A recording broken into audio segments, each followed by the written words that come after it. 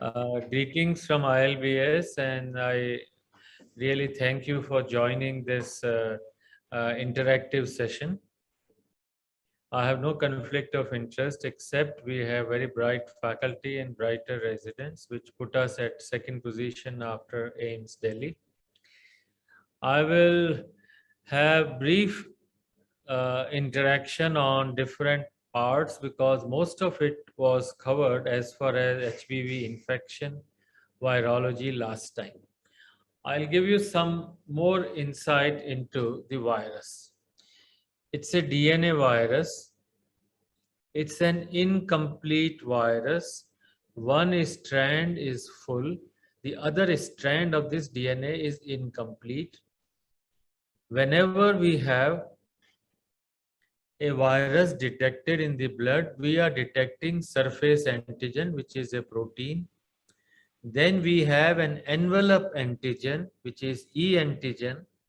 The inside of this is the core antigen. Now, this core antigen never comes out into the blood. Why? Because it lacks 3 amino acids which are present in the E antigen. So once you have core antigen plus 3 amino acid, it becomes soluble and it can cross. What does it mean? If you have E antigen positive, it means core antigen is always there. The next important part is the DNA. The DNA in this is normally like this. But whenever there is a replication and others, you lose this polymerase and it becomes a closed, covalently closed circular DNA. So whenever we have a person, the cell must die, otherwise this DNA cannot come out. Now this is a hepatocyte. Now let's go further. Now here it is a hepatocyte. This is your blood. From the blood in the liver, in the sinusoids, this virus gets into the liver cell. In the liver cell, you have a receptor, bile acid receptor, by which the virus comes inside. This is the nucleus of hepatocyte. In the nucleus, you have one, as I told you, by losing the polymerase, you become covalently closed circular DNA. Nothing can break it unless the cell dies. Other than that, you will have the virus. The virus can make a integration into the host. मतलब host में जिसके अंदर ये है virus integrate, this integration can lead to cancer even if the viral levels are low. The second part is by losing polymerase, it becomes a closed DNA. Now this will multiply. Now once it multiplies, it can give you surface antigen alone. It can give you core antigen alone. It can give you an RNA, polymerase, all these.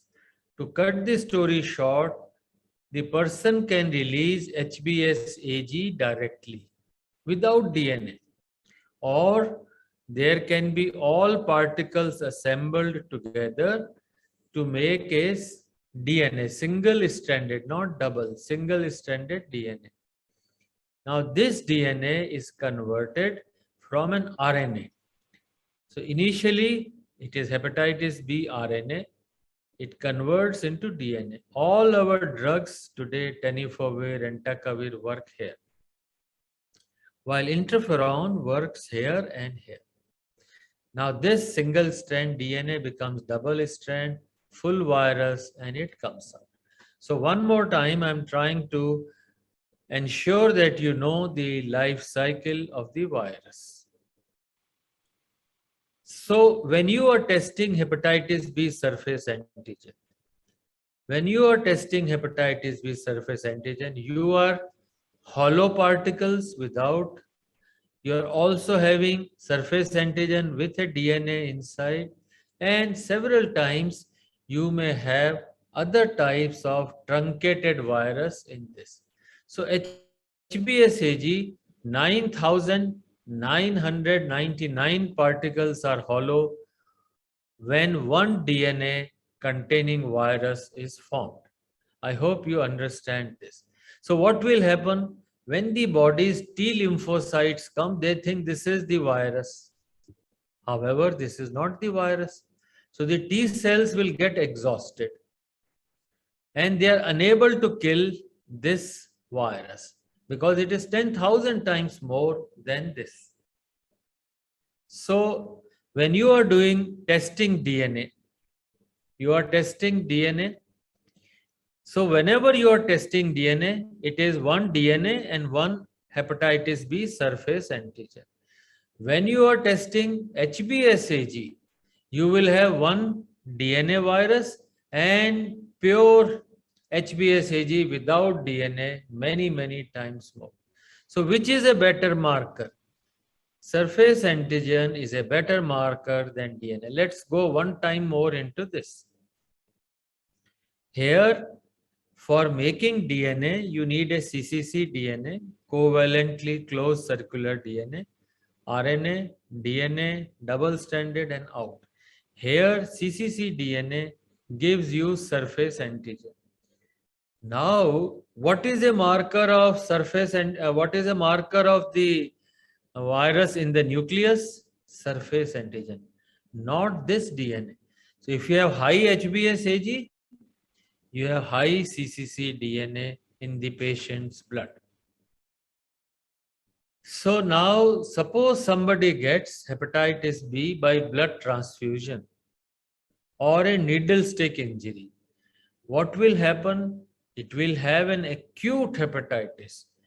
The virus goes into hepatocytes, multiplies, but same time T cells come, SGPT or ALT goes above 400, and this patient has acute hepatitis.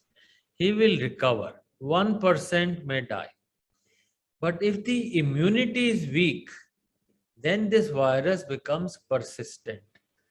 What does that mean? You will have normal ALT. SGPT remains normal if the immunity is very weak. So DNA levels keep on going up and down. ALT will go up and down every 4 months. Whenever there is a high ALT, let's say ALT is high, DNA is down. ALT is high, DNA is down. So high ALT means more cell death. More cell death, less virus. So will you have in acute hepatitis any DNA? Very little. In chronic, you will have very high DNA levels. When the transmission is from mother to baby, it is generally chronic. In adults, 95% is acute, 5% is chronic. So this diagram I showed you last time also. When you get from mother to the baby transmission, DNA is high. Why? It is chronic. So high DNA, high surface antigen, but ALT is normal. ALT levels are normal. This is immune tolerant phase and this generally occurs up to 15 to 20 years or so. Now, as the time passes, the body becomes immune active. Immune active means there will be high ALT. If the ALT is high, DNA will start falling. And after some time, maybe 30, 35 years or so, the patient's DNA may go down, surface antigen may go down. These patients may develop cirrhosis or liver cancer. I'll not go into details, but this is the natural history of mother-baby transmission. And in India, today, 90%, 95% hepatitis B is mother-baby. In the previous lecture last week, I told you how to write diagnosis of chronic hepatitis B. So, if you have a person who has infection and it is chronic, means more than 6 months, we call it incidentally detected asymptomatic HBsAg positive subject. IDAHs. We don't call the term carrier. I don't have time to tell you, but all carriers also suffer from some liver disease. We also have to differentiate acute hepatitis B, very low DNA, compared to reactivation, where the DNA levels are very high. Remember this. How do you write chronic hepatitis B? First is transmission. Has it come from mother to the baby, perinatal, or horizontal by blood, needle stick? The virus can be wild type, E positive. What does E positive mean? Let's go back. E positive means a person has core antigen, means it is a replicating virus. This virus is replicating and it is being released as E antigen. So, E antigen positive is a wild type replicative virus. E negative is a mutant virus. I don't have time, but remember E minus is a mutant virus. Then we have to know the DNA level. Then, as I told you, quantitative HbSAg levels. This is about the virus. Then you have to write about whether liver injury is going, ALT or SGPT. Is it high? Means if it is high, DNA is low. If it is normal, DNA is high. So in immune tolerant, you will have normal ALT and high DNA. Then you have to assess fibrosis, whether by biopsy or by fibroscan, liver stiffness. If it is 8 or more, it needs treatment. Now we go to treatment of hepatitis B. What is the basis and whom to treat? Should we treat all? So one more time, the difference. This is a very important slide for hepatitis B. Acute infection versus chronic. So somebody got blood transfusion or needle stick injury. So in this, hepatitis B is present in the hepatocytes, nucleus, cytoplasm. In these patients, the CD8 positive T cells will come. They will give interferon and they will kill the cell, clean. So CD8 CTLs will come and clean. So now you have no virus in acute hepatitis. These are CD8 hepatitis B specific cells. Now in chronic infection, the virus is present, but the CD8 CTLs are not there. Instead, you have CD4 cells or T regulatory cells, Tregs. They inhibit the immunity. So you have CD4, NK cells, all other cells, but not CD8. They are exhausted. How are they exhausted? Because there was a lot of surface antigen. You remember this slide again? There was so much of 9,900 particles compared to 1. So all HbSAg positive without DNA, the shell alone causes exhaustion and there are no CD8s available.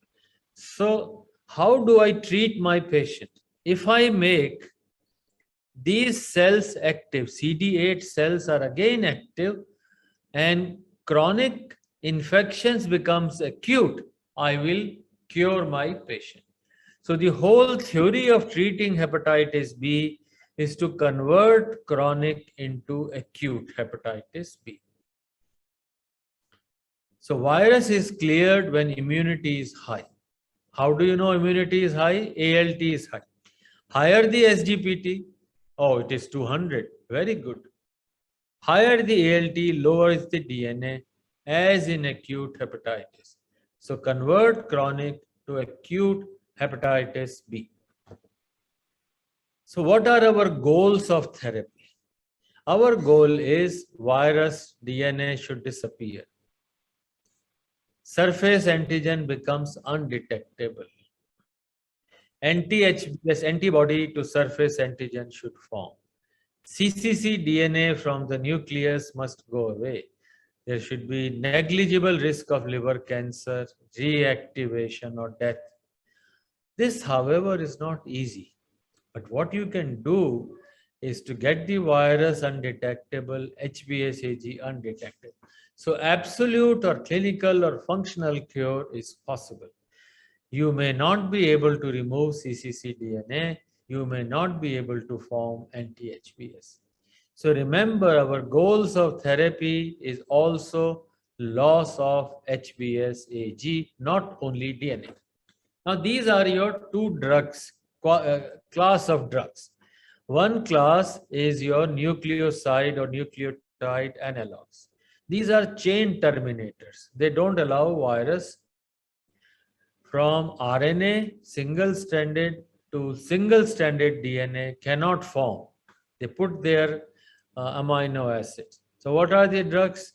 Tenofovir, TAF, or entecavir. This is a lifelong therapy. Once you start, normally 30 to 40 years you have to give. They are very strong antivirals, but very poor immunomodulator. Interferon is a strong immunomodulator. It makes your CD8 active and not very strong viral suppressor. Normally, you give 48 weeks of therapy. In this, it is lifelong therapy. Interferon makes your CD8 and also breaks down cccDNA.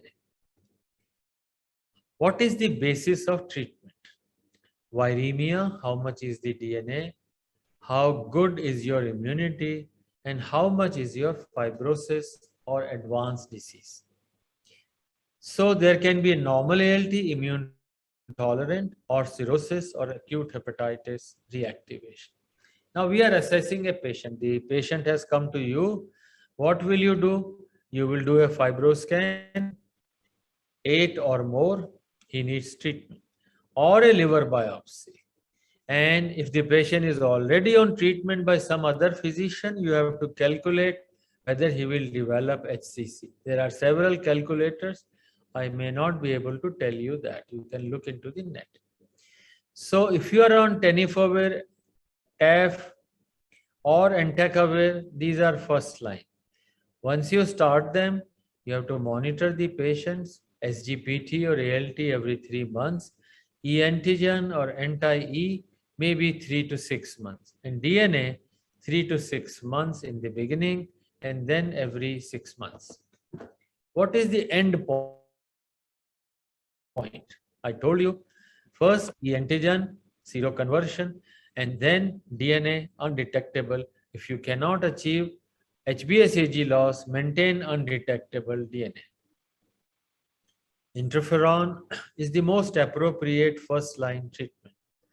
Who is a good candidate? Where immunity is good and ALT is above 80. Normal ALT never give interferon. 48 weeks, and generally genotype A is better, not D. A is better. So this is our guideline. Chronic hepatitis B with a wild type E antigen positive patient. Now this person has 20,000 or more international units and his ALT is high, 80 or above. Treat him, no questions.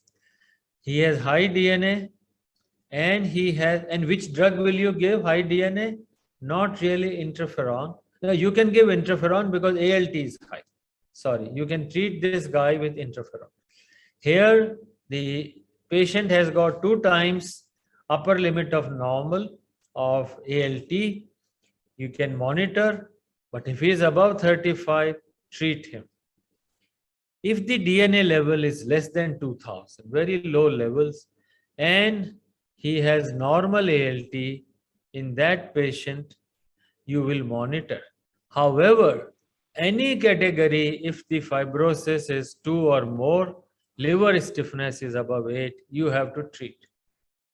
So remember, anybody with high DNA and high ALT treat, anybody with fibrosis you will treat. So what are the 3 things? DNA, inflammation, and fibrosis.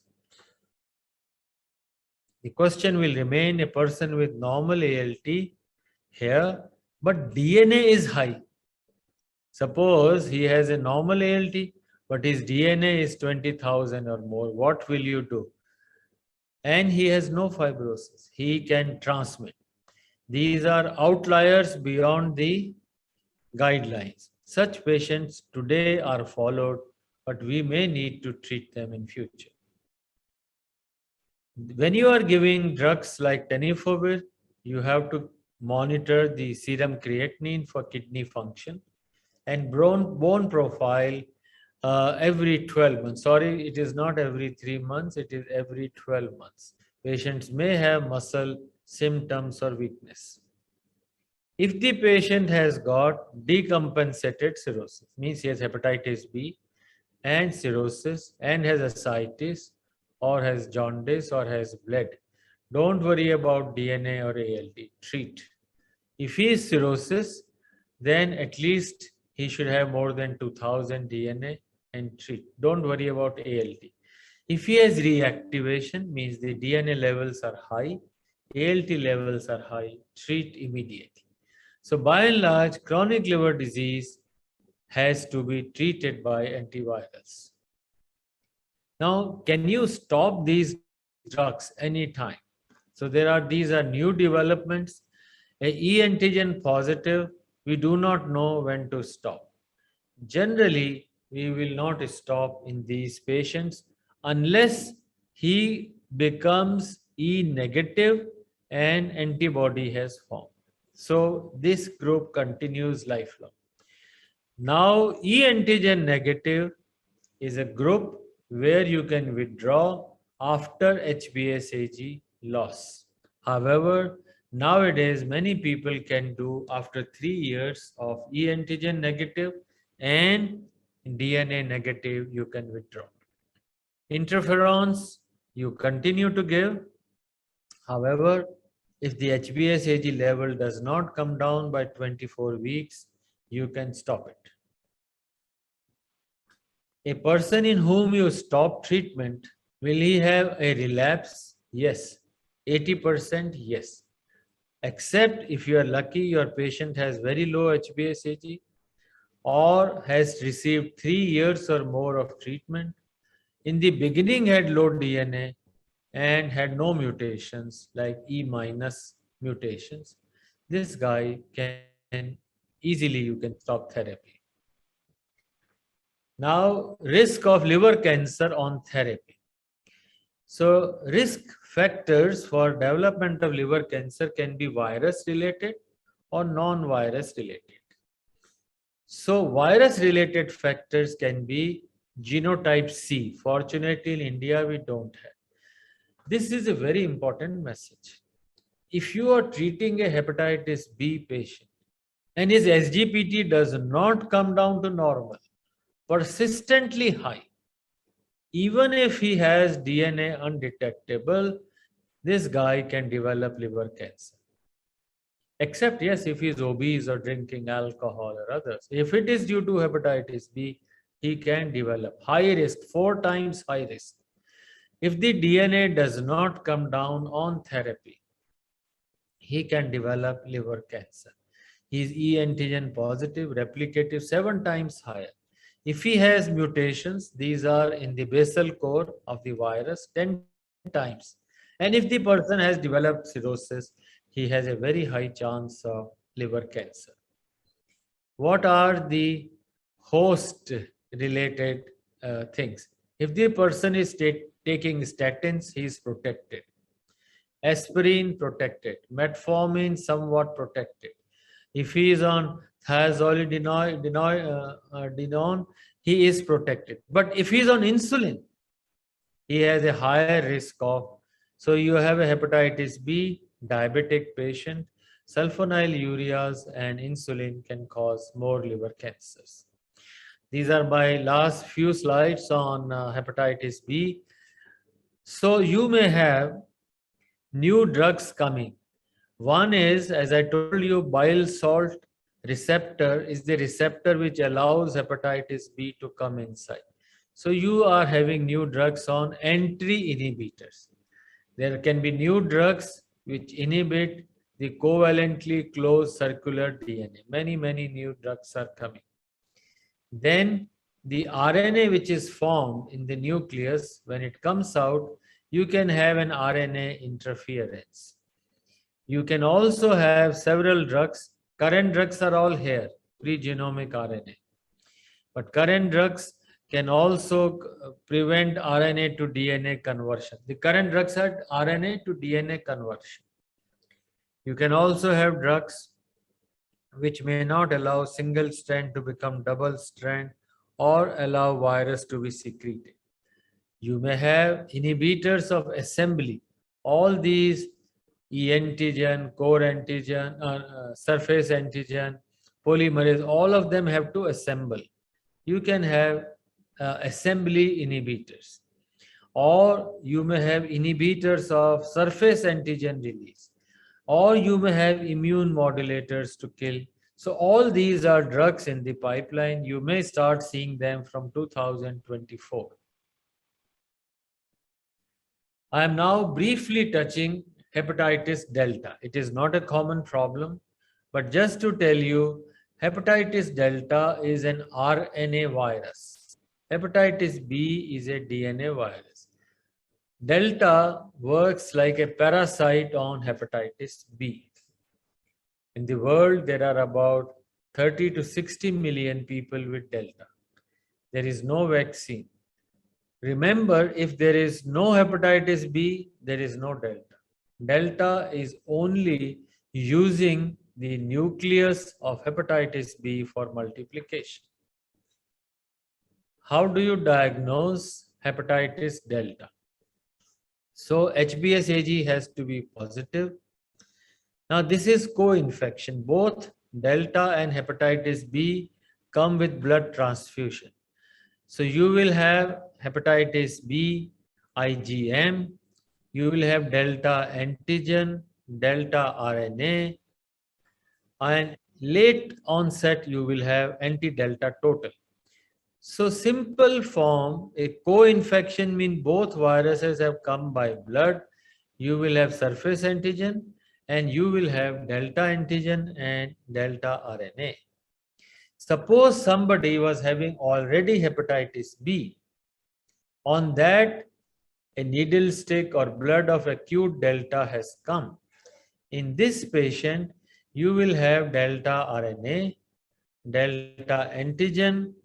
You will have probably no IgM of anticore, but may have rarely. And this patient will be rapidly increasing in IgM delta. So to simply super infection, IgM anticore may be negative.